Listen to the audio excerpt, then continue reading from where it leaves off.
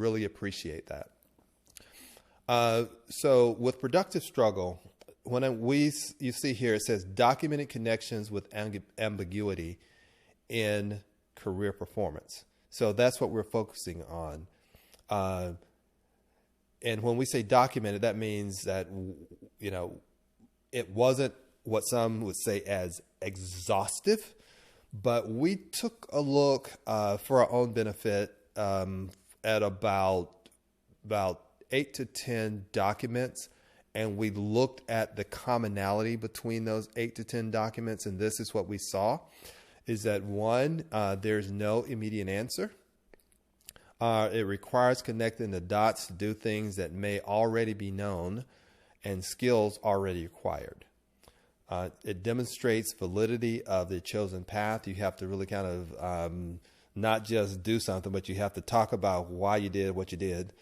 And also about building the confidence through that struggle, that as the student is progressing, as the student is learning, as the student is grappling with this problem they're trying to solve, that we're also focused on building not just knowledge and ability, but also confidence in being able to attack a problem. And we see all those as very, very valuable and very, very good.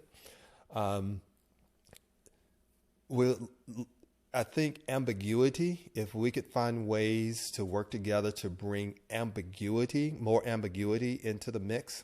And what we mean by that is not just there's no immediate answer.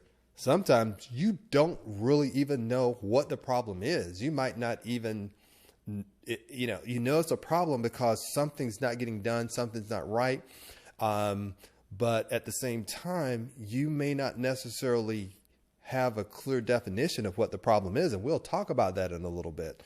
All the information that you need to solve the problem might not be available, but you have to take the information that you have and to be able to put together, design a solution, and talk to other people and kind of convince them of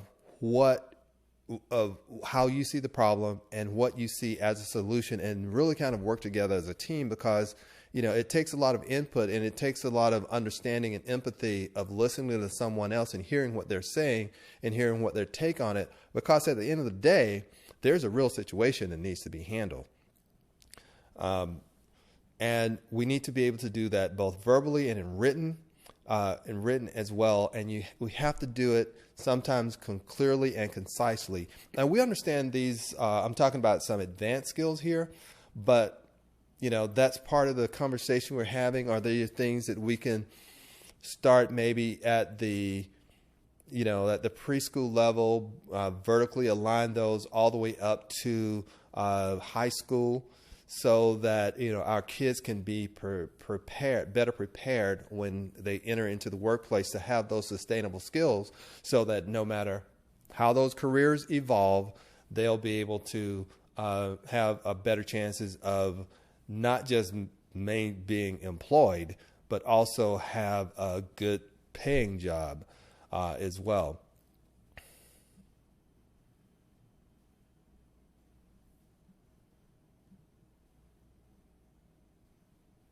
So we talked about a couple examples. Here are the examples we're talking about. One deals with financial reporting, and both of these are from my experience. And the reason I delve into my experience, because it's my experience and I own the intellectual property. I own the IP. I don't have to worry about, I can print it, I can publish it, and I don't have to worry about somebody with, saying, hey, that's mine, sort of thing. At some point, there were these lawyers that just scan postings and looking for IP infringements, and then sending these nasty letters out. I never got one, but I don't want to get one either. So that's why I do dig in my experience. I do relay the experience of others when they tell me I can, and they also have the authority to be able to let me use that particular IP as well. So this was a financial issue with reporting in healthcare. This situation was a near catastrophic reporting error. And you want to talk about ambiguity. For a while, we didn't even really know what the true deficit was. We had a clue because there were some reports that were conflicting. And some of the, for asset management, those physical pieces of equipment and systems, even software that we may have owned, construction projects, it was my responsible to manage the cost of those and even actually to manage some of those as well, as far as the life cycle is concerned. However, when I did get a report, I'm like, okay, this is not correct. But at the same time, because of what they were asking, I knew that I only had a small portion of really what they were looking for. But on that small portion, it was wrong. So we had to go through this whole process of discovery. But we had to make some action before we even really knew what all the problems were. We had to go through all these mitigations to cut costs. And, you know, some management, of course, they cut costs differently from what we did at my level. At management, you know, at the hospital level, people were laid off. Some people were let go permanently. I mean, people who had been worked for 10, 15, 20 years, you know, yet, you know, I stayed in my job. You see them at the grocery store. You see them in the coffee shop or whatever. You see them in community. You don't really know what to say to them, you know, so you just kind of talk about stuff. Some of them did express their bitterness or whatever. And, you know, you just kind of shake your head and understand. And then, you know, you next day you go to work and you're wearing triple, quadruple hats. Some of you are doing that right now. As far as the number of hats and things, the various things that you have to do and are responsible for. But that was some hard moments. But at the same time, we had to work to kind of figure this out. And there was an intense change of information in order to learn one another, to figure out what the heck we were supposed to be doing to kind of resolve this error. And at the end of the day, well, I can't say really the end of the day, but at the end of the phase where we had kind of resolved what our debt was and how to fix it, it wasn't the best solution. But it was a very, very functional solution because we actually did not have all the assets and everything that we needed to actually implement the best solution. So we had to look at something else. And that's the ambiguity. Those are the things that we need to be able to, that we need people to be successful at.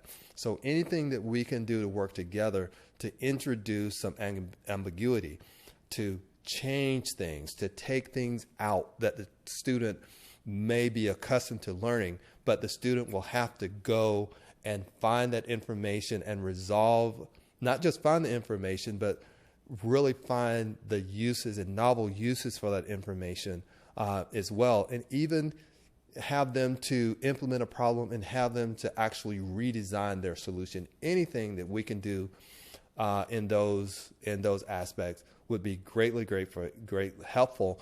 And we are looking to also help design projects for the classroom that will assist you as well.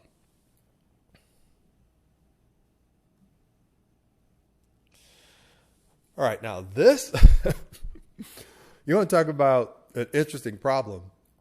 This one was a real interesting problem. And I was actually in the military at this particular time. But we had a problem when we were getting ready to transport supplies and equipment. And, you know, this is another one of those, you thought you knew the problem, but you really, really didn't know the problem. And then at some point you wish you didn't know the problem, but you know you have to because you got to get it solved. You got to get it done. But we thought it was going to be like a simple technical issue of getting equipment, getting some training. And we found out that was the easy part. So the first thing is that we found out that we didn't really have anybody who could certify us, who could train us and certify us as being trained in the unit. And we didn't find them in the battalion. We didn't find them in the group. And it ended up that we were actually able to pull someone, I think, from the Corps to give us some training. And what was supposed to end up being probably maybe, 10 people trained, ended up being a room that was standing room only, people who received the training. But in the process of getting there, we found out that the biggest problem is that there were people who were very protective of their particular areas. And we didn't really know who all those people were until we kind of got into the process, and we're like, okay, this person over here, we got to go here. I got to go here. I got to go here. I got to meet this person. Got to meet that person. And then all that time we having to understand, and some of them had some really, really interesting, or actually I won't say interesting, but valid reasons why they were kind of protective of their areas. And then some people were protective of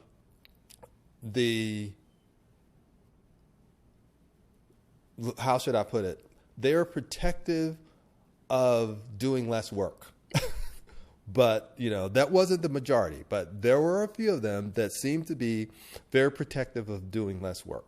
But as we kind of started sorting through those valid issues, then we had to reach out to someone who could actually influence and who had the power to influence or direct or solve those issues that were so far out of our ability to be able to control. There was no way that we could do that on our own. We had to reach up to someone much, much higher. So those are the sorts of things, ambiguity, those ambiguous situations where, not only is there, a lot of information coming at you, but sometimes you don't have all the information. You have to go on these paths of discovery. You have to reach out to people that can influence others to help you out as well, because sometimes there may be some legitimate barriers there. So again, anything that we could do to actually be able to help design projects, help design things for the classroom, so that we can get very good projects, put that into professional development for the teachers, and help the teachers be able to deliver that to their students across content areas and vertically aligned. That's what we're looking to do